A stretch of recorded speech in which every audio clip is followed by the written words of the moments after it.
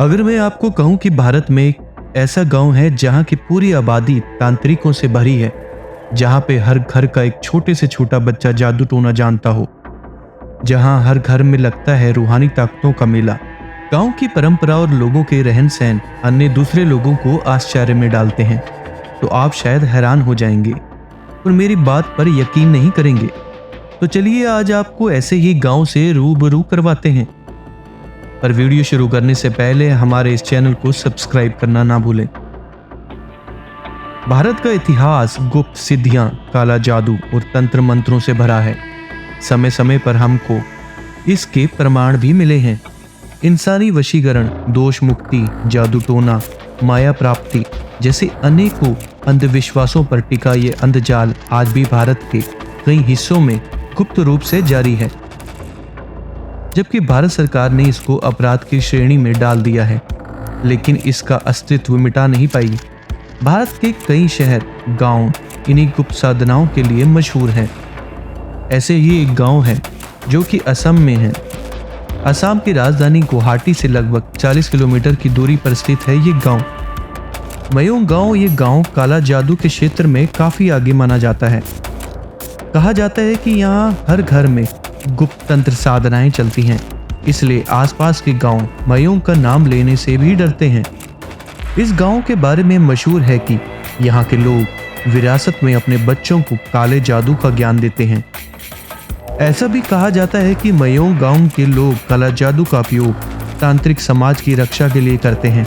इस गांव में काली शक्तियों का खौफ ऐसा है कि स्थानीय लोग इस इलाके में जाने से डरते हैं। और इस गांव के लिए कहा जाता है कि पूरे विश्व में काले जादू की शुरुआत भी यहीं से हुई थी। मयोंग शब्द संस्कृत शब्द माया से बना है, जिसका अर्थ है भ्रम। कहा जाता है कि इस गांव के तांत्रिक भ्रम पैदा करने में माहिर हैं और यह काम वह सदियों से करते आए हैं। कहीं पे कुछ लोगों का यह भी मानना है कि मणिपुर के मोइरिंग के मूल निवासी इस गांव में बसे थे, जिसके कारण इस गांव को मयोंग के नाम से जाना जाता है। यही नहीं, आपको जानकर आश्चर्य होगा कि मयोंग गांव का इतिहास महाभारत काल से भी जुड़ा है। मान्यता है कि यह गांव भीम के बेटे घटोत्कच का है। इस गांव में जाते ही यात्रियों को काला जादू से जुड़ी कहानियां सुनने को मिल जाती हैं। यही नहीं, यहाँ के लोग दावा करते हैं कि वह मंत्रों के सहारे से कोई खोई हुई चीज को भी ढूंढ लेते हैं। इस गांव के बारे में प्रचलित है कि गांव के तांत्रिक किसी भी इंसान को हवा में गायब कर सकते हैं और इंसान को वश में करके उनसे मनचाहा काम करवा भी सकते हैं। और इतना ही नहीं, यहाँ इंसानों को जानवर और जानवर को इंसान तक बना सकते हैं। एक और कहानी जो इस गांव के बारे में बहुत प्रसिद्ध है, कहा जाता है कि 1332 ईस्वी में मुगल बादशाह मोहम्मद शाह ने अपने 1 लाख घुड़सवारों के साथ असम पर कब्जा करने के लिए कूच की थी। तब यहाँ हजारों तांत्रिक रहा करते थे और उन्होंने मयोंग को बचाने के लिए रातों रात एक ऐसी दीवार खड़ी कर दी जिसे पार करने के बाद सभी सैनिक अचानक गायब हो गए। मुगल सेना के साथ क्या हुआ यह आज तक कोई नहीं जानता। आपको जानकर आश्चर्य होगा कि मयोंग में बूढ़ा मयोंग नाम की एक जगह है जिसे काले जादू का केंद्र माना जाता है। यहाँ 2 कुंड हैं, अष्टदल कुंड और दूसरा योनि कुंड। हिंदू अपनी तंत्र विद्या को सिद्ध करने के लिए योनि कुंड में और बौद्ध अष्ट कुंड में साधना करते थे। इसके अलावा यहाँ भगवान शिव और पार्वती के अलावा गणेश जी की मूर्तियां भी हैं। स्थानीय लोगों का मानना है कि काले जादू की जादुई शक्तियों के कारण ये कुंड हमेशा पानी से भरा रहता है। मयोंग सेंट्रल म्यूजियम में आज भी आयुर्वेद और काले जादू के कई प्राचीन अवशेष और पांडुलिपियां मौजूद हैं। यहाँ के संग्रहालय में 12वीं सदी के कई प्राचीन पांडुलिपियां हैं।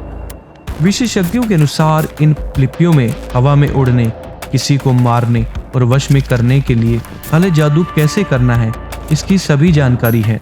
रोगों को दूर करने के लिए किया जाता है काला जादू, इसलिए हर साल हजारों की संख्या में लोग यहाँ इलाज के लिए भी आते हैं। किसी भी दर्द को दूर करने के लिए यहाँ के तांत्रिक लोग तांबे की प्लेट को उस जगह पर दबाते हैं और दर्द दूर हो जाता है। ऐसा कहना है कि ये सब करने में भूत प्रेत उनकी मदद करते हैं। गांव के लोगों का मानना है कि ये शक्ति पीढ़ियों से चलती आ रही है।